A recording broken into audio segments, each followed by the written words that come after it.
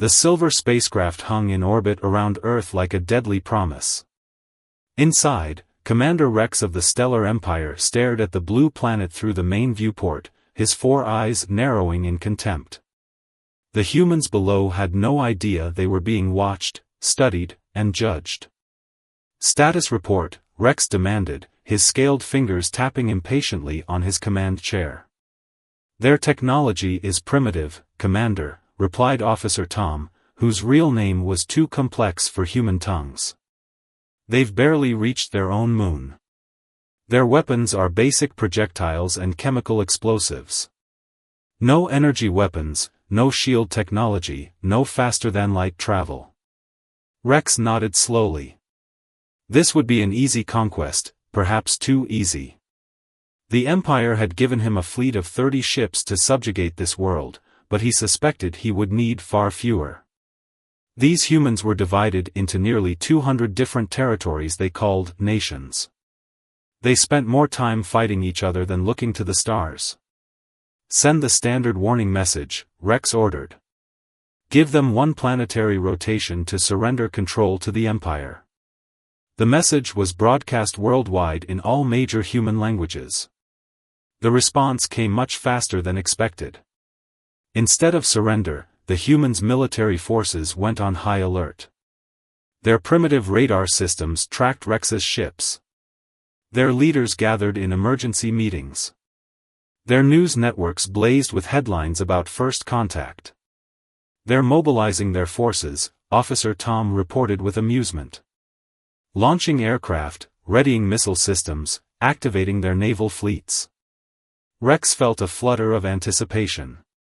Perhaps these humans would provide some entertainment before their inevitable defeat. "Show me their strongest weapons." The holographic display flickered to life, showing human nuclear weapons, ballistic missiles, and various aircraft. Rex almost laughed. Their most powerful bombs wouldn't even scratch his ship's shields. "Begin the first phase," he commanded. "Target their largest military installations. Show them how hopeless resistance would be." The fleet moved into attack position, energy weapons charging. Rex settled back to watch what he expected to be a very brief show of force. These humans would learn their place in the galaxy, or they would learn the price of defiance. But as the first shots were fired, something unexpected happened. The humans' response was not fear or panic or desperate pleas for mercy. It was rage. And in the coming hours, Rex would learn that he had made a terrible mistake in underestimating humanity's capacity for war. The first barrage from Rex's fleet lit up Earth's sky like artificial auroras. Energy beams sliced through clouds, targeting military bases across the planet. But something wasn't right. "Commander." Officer Tom's voice carried an edge of concern. "The humans, they're not where they're supposed to be." Rex leaned forward in his chair. The targeted bases were largely empty. Hours before the attack, the humans had already moved most of their forces and equipment. Somehow, they had anticipated the fleet's targeting priorities. "Impossible," Rex muttered. "Their technology can't detect our scanning systems." "Sir, incoming projectiles. Thousands of them." The radar display bloomed with countless dots, missiles launching from hidden silos, submarines, and mobile launchers that the fleet's initial scans had missed. The humans hadn't built their forces in obvious bases. They had dispersed them, hidden them, buried them deep underground and underwater. "Let them waste their primitive weapons," Rex said confidently. "Our shields will dash." A brilliant flash interrupted him as one of his support ships disappeared in a nuclear explosion. The humans had detonated their warheads just outside the shield perimeter, using the electromagnetic pulse to disrupt shield frequencies they couldn't possibly have known about. "How?" Rex demanded, his scales darkening with rage. "How do they know our vulnerabilities?" "Sir, their electronic warfare it's unlike anything in our database," Tom reported, his fingers flying over the control panel. "They're not just throwing brute force at us. They're probing, adapting, finding weaknesses we didn't know we had. More explosions followed. The humans were using their primitive nuclear weapons with surgical precision, coordinating strikes from multiple angles to overwhelm shield generators. 3 more ships fell in rapid succession. Launch fighters. Rex ordered. Show them what real space combat looks like. The fleet deployed its complement of single-pilot craft, sleek vessels that could outmaneuver anything the humans possessed. But again, humanity had a surprise waiting. Their aircraft didn't try to engage in dogfights. Instead, they launched swarms of smaller drones, thousands of them, each carrying a tiny payload. The drones weren't trying to penetrate shields. They were targeting sensor arrays, communication equipment, anything exposed on the ship's hulls. They're blinding us, Tom realized with horror. Every drone impact is degrading our targeting systems, our coordination. Rex watched as his perfectly orchestrated attack dissolved into chaos. The humans weren't fighting like a primitive species discovering space combat for the first time. They were fighting like they had spent centuries preparing for this exact moment. New transmission from the surface, Tom reported. They're offering us a chance to surrender. Rex's facial scales flushed with humiliation. This was supposed to be a simple subjugation mission. Instead, 1/4 of his fleet was already destroyed or disabled, and the real battle had barely begun. Sir, Tom added quietly, there's something else. Our long-range scans are picking up massive energy signatures from their moon. It seems the bases we can see aren't their only bases. Rex stared at the blue planet below, finally understanding the truth. The humans hadn't been ignoring the stars all these years. They had been preparing, building, waiting. And now his fleet had given them exactly what they wanted, a reason to reveal just how ready they were for war. Rex's remaining ships regrouped in high orbit, pulling back from Earth's devastating counterattack. But before he could formulate a new strategy, the moon revealed its secrets. The seemingly barren lunar surface split open like a blooming flower. Hidden doors larger than cities revealed themselves, and from these massive hangars rose humanity's true fleet. By the eternal stars, Tom whispered, his instrument panels lighting up with hundreds of new contacts. Those ships, they're not primitive at all. The lunar fleet was unlike anything in the Empire's records. The vessels were ugly by alien standards, all sharp angles and exposed armor, looking more like flying fortresses than proper spacecraft. But their size was terrifying. Each one was nearly as large as Rex's command ship. Impossible, Rex muttered for the second time that day. The energy required to build and hide such a fleet. Sir, Tom interrupted, we're detecting unusual radiation signatures from their ships. They're using miniaturized stars for power. Rex's 4 eyes widened in shock. The humans had mastered contained fusion power, something the Empire had deemed too dangerous and unstable to use in spacecraft. These humans weren't just prepared for war, they embraced methods that more civilized species considered too risky. The human ships moved with surprising grace despite their bulk. They took up attack positions with practiced precision, demonstrating years of training and coordination. This was no hastily assembled defense force, this was a professional space navy that had been waiting for this moment. Incoming transmission from the lunar fleet, Tom reported. The main screen displayed a human commander, a sturdy man with graying hair and hard eyes. He wore a simple dark uniform with minimal decorations. I am Admiral Jones of the Earth Defense Force, he stated calmly. We've spent 50 years preparing for first contact, hoping it would be peaceful but expecting exactly what you chose to do. Your empire isn't the first to think itself superior to primitive species, and you won't be the last to learn how wrong that assumption is.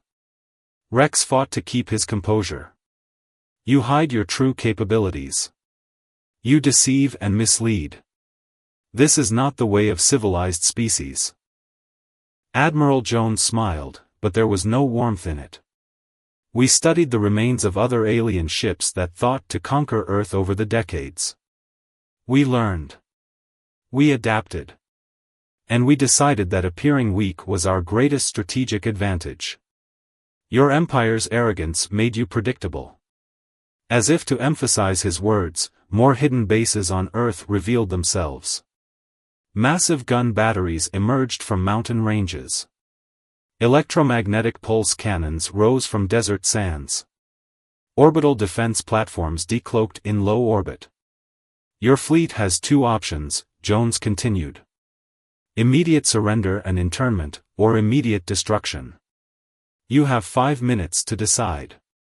We've already transmitted the evidence of your failed invasion to your empire, along with a clear message: Earth is not, and never will be, a viable target for conquest.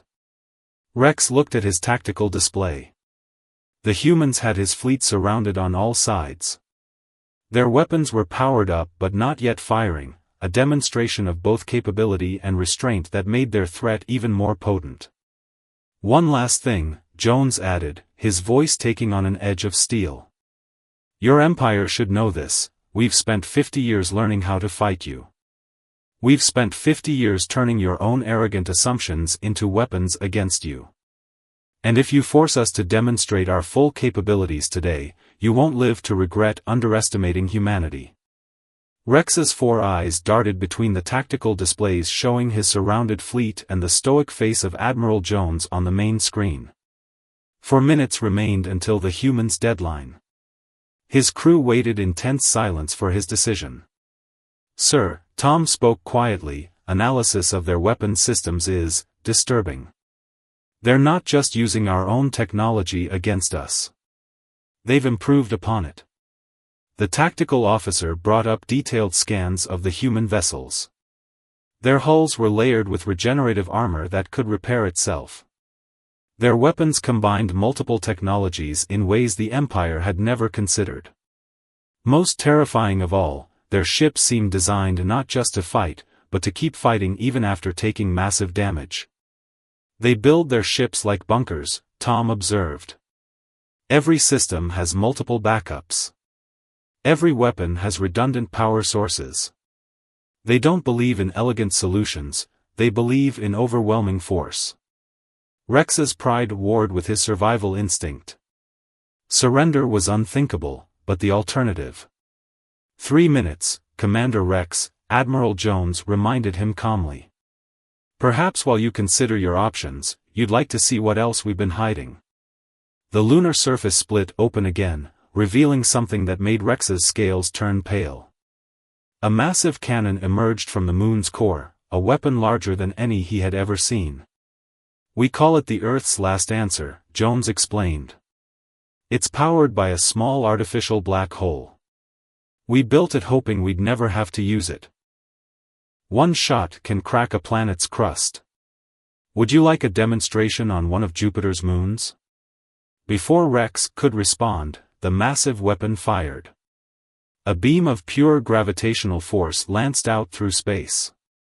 Seconds later, one of Jupiter's smaller moons simply collapsed in on itself, crushed by artificial gravity. 2 minutes, Jones continued as if he hadn't just demonstrated apocalyptic firepower. By the way, we have 3 more of these under construction.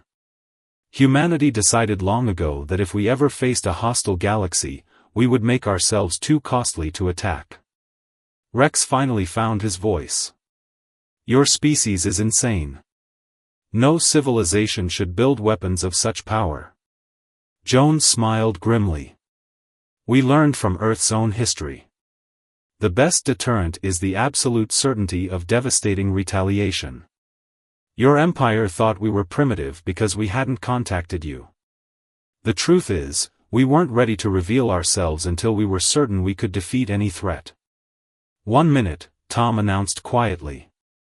Rex looked at his crew. They had trained for glory, for easy victories over primitive worlds. Instead, they faced an enemy that had spent half a century preparing specifically to defeat them. The most terrifying thing, Jones added, is that what you're seeing isn't even our full capability. This is just what we're willing to show you. Imagine what we're keeping hidden, Commander Rex. Imagine what other surprises we've prepared for any empire foolish enough to start a real war with Earth. The implications hit Rex like a physical blow. If this was what humans showed their enemies, what horrors were they keeping in reserve? How many more secret bases, hidden fleets, and devastating weapons lay waiting to be revealed? 30 seconds, Tom reported, his voice shaking. Rex looked one last time at the tactical display. His remaining ships were surrounded by human vessels that had clearly been designed with one purpose, to ensure that any attack on Earth would be an attacker's last mistake. The fate of his crew now rested on a choice between pride and survival. And as the seconds ticked away, Rex finally understood why humans were so feared in their own legends. They didn't just prepare for war.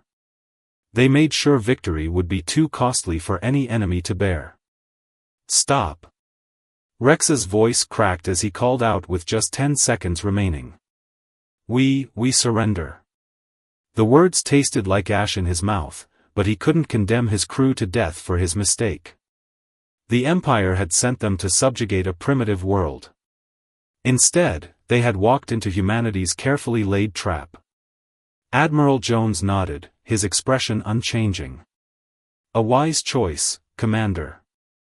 Power down your weapons and shields. Our ships will escort your fleet to a designated holding area in lunar orbit. As Rex gave the surrender orders, he noticed something even more unsettling. The humans were already prepared for alien prisoners. Their ships deployed specialized docking tubes that could adapt to any known ship design. They had detention facilities ready with appropriate atmospheres and gravity settings. You truly did think of everything, Rex muttered. We had to, Jones replied, obviously hearing the comment. Would you like to know why we're so prepared, Commander? Follow me on a little history lesson. The main screen split, showing historical footage from Earth's past wars. Rex watched in fascination and horror as scenes played out showing how humans had developed their military might. Every time we fought ourselves, we learned, Jones explained. Every war taught us new lessons. When we discovered the first alien probe 50 years ago, we didn't celebrate. We prepared. We took every harsh lesson from our own history and applied it to space warfare. The footage showed the construction of the lunar bases, the development of their powerful ships, the endless drills and preparations. Humans had turned their entire moon into a fortress while maintaining the illusion of it being barren. Your empire wasn't the first to send scouts to our system, Jones continued. Just the first to act openly hostile. The others watched from afar, thinking we couldn't detect them. Each time, we learned more about alien technology. Each time, we improved our defenses. Rex's ships were now surrounded by human escort vessels, being firmly but carefully guided to their internment area. He noticed that even these escort ships were heavily armed. Humans apparently never missed an opportunity to show their firepower. The most interesting thing we learned, Jones added, was how predictable advanced civilizations become. You all follow similar patterns, expanding, conquering, assuming technological superiority means automatic victory. You forget the fundamental rule of warfare that humanity never forgot. And what rule is that? Rex asked, genuinely curious despite his situation. That the most dangerous enemy isn't the one with the biggest weapons, Jones smiled grimly. It's the one who has spent generations preparing specifically to fight you. The lunar holding area came into view, a massive facility built into one of the moon's craters. It could clearly hold hundreds of ships, though Rex's defeated fleet would only occupy a small portion. You built all of this just in case of invasion? Rex asked, amazed at the scale of human preparation. No, Commander. We built all of this because we knew invasion was inevitable. The universe is vast, but it's not peaceful. Humanity decided long ago that we would rather spend 50 years preparing for war than spend one day living under alien rule. As Rex's ships were carefully docked in their designated spots, Jones delivered one final message. Your empire will receive our terms shortly. They're quite simple. Earth and its solar system are off limits. Any future incursion will be met with immediate and overwhelming force. We don't want war, Commander Rex. That's precisely why we made ourselves too dangerous to fight. Rex looked out at the massive lunar base, the hidden fleets, the superweapon that could destroy moons, and all the other signs of humanity's obsessive preparation. He finally understood, humans didn't fear war because they were weak. They feared war because they knew just how devastating their victory would be. 1 month after the failed invasion, Rex stood before the Empire's High Council. The massive chamber was silent as the collected leaders watched footage of his fleet's defeat. Every detail of humanity's hidden strength played out on the giant screens, the lunar base, the massive ships, the planet-cracking weapons. This cannot be real, one council member finally said, his scales shifting colors in distress.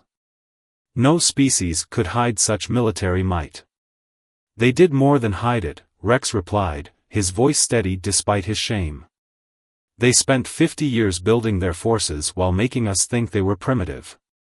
Every piece of their technology was designed to counter our advantages. The council chamber erupted in worried whispers. The implications were staggering. Humanity hadn't just defeated an invasion fleet, they had revealed themselves as a military power that had been hiding in plain sight. There's more, Rex continued.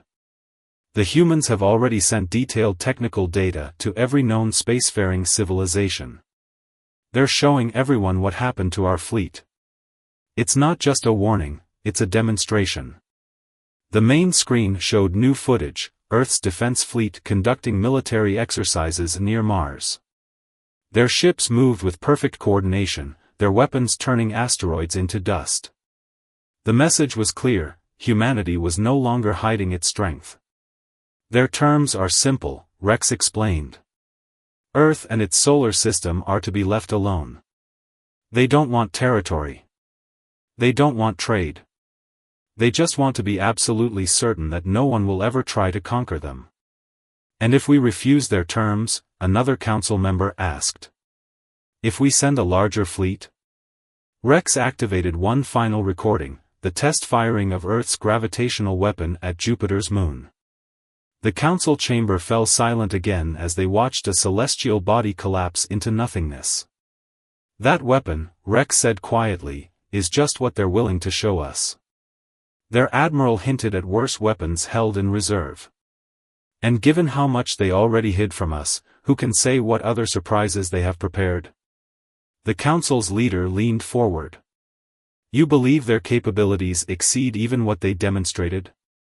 I believe, Rex chose his words carefully, that we saw exactly what humanity wanted us to see. They showed us enough to prove they could destroy any invasion force. But they clearly have more weapons, more ships, more facilities that they kept hidden. They showed us the blade, but not the whole sword. Reports were already coming in from across the galaxy. Other civilizations had received humanity's message and technical data. The effect was spreading like ripples in a pond. Earth was suddenly being reclassified from primitive world to do not approach in every alien database. There's one other thing, Rex added. Something that should concern us more than their weapons. The humans have been salvaging and studying alien technology for decades. Every scout ship that went missing near Earth, every probe that disappeared, they were learning from all of it. They don't just copy technology, they improve it. The council chamber grew colder as the full implications sank in. Humanity wasn't just powerful enough to defend itself. They were advancing at a frightening rate, turning every piece of alien technology they encountered into something more deadly. The humans have a saying, Rex concluded. They speak of a sleeping giant that should never be awakened. We didn't just wake the giant, we proved them right to have spent 50 years preparing for war. And now every civilization in the galaxy knows, Earth doesn't fear war because victory would be too easy for them. 5 years after the failed invasion, Rex stood at a unique observation post, a specially constructed platform on Earth's moon, overlooking both the blue planet and the now visible military installations that protected it. He had been invited, along with representatives from dozens of other alien civilizations, to witness humanity's latest demonstration. "Quite a change from your last visit," Admiral Jones said, walking up beside him. The human commander had aged slightly, his hair now completely gray, but his eyes remained as sharp as ever. "Indeed," Rex replied, watching Earth's defense fleet conduct its annual exercises. The humans no longer hid their power.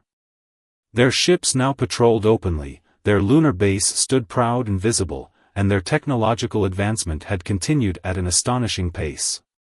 "Your empire wasn't the only one that needed to learn," Jones continued. "We had to show everyone at once. That's why we let your invasion attempt play out the way it did. It was the perfect opportunity to deliver our message to the entire galaxy." Rex understood now. The humans had been ready long before his fleet arrived. They could have prevented the invasion entirely, but they chose to let it happen, to make an example that no one could ignore. And what message was that, truly? Rex asked, though he already knew the answer. Jones gestured at the massive lunar installation around them. "That humanity's greatest strength isn't our weapons, our ships, or even our preparation. It's our determination. We spent 50 years building all of this not because we wanted war, but because we refused to be conquered." The demonstration began. Earth's fleet showcased their latest advancements, ships that could bend light around themselves, weapons that could target specific materials while leaving others untouched, defense systems that seemed to defy physics itself. "Your civilization has advanced more in 5 years than most do in 50, Rex observed. "Because we never stopped preparing," Jones explained. "Even now, with our power acknowledged, we continue to advance. Not for conquest, not for empire, but because we understand a fundamental truth about the universe." "And what truth is that?" "That peace through strength isn't about having the biggest weapons," Jones said. "It's about making absolutely certain that no one would ever consider war a viable option." The demonstration reached its climax. Earth's new defense grid activated, a network of satellites that could create localized spacetime distortions. Any unauthorized ship entering the solar system would find itself trapped in a bubble of slowed time, unable to advance or retreat. "Beautiful and terrifying," Rex said quietly. "Like everything humans build for war." Jones nodded. "We've received no hostile approaches since your invasion. No testing of our borders, no probing of our defenses. The galaxy has accepted that Earth is best left alone. And that's exactly what we wanted." The gathered alien representatives watched in silence as Earth's fleet completed their maneuvers. Each civilization present had received the same message 5 years ago, and each had chosen to respect humanity's wishes. The alternative was unthinkable. "There's an old human saying," Jones said as the demonstration concluded. "If you want peace, prepare for war." We took that lesson to its ultimate conclusion. We prepared so thoroughly that war became unthinkable. Rex looked one last time at the planet that had changed the galaxy's balance of power. Earth hung there, beautiful and blue, protected by the most formidable defense network ever created. Its people had chosen to reveal themselves not through peaceful contact or diplomatic overtures, but through an overwhelming demonstration of military might. And in doing so, they had achieved something remarkable, true peace, born not from weakness or fear, but from the absolute certainty that challenging humanity would be any empire's final mistake. The sleeping giant was awake. And the galaxy was a very different place because of it.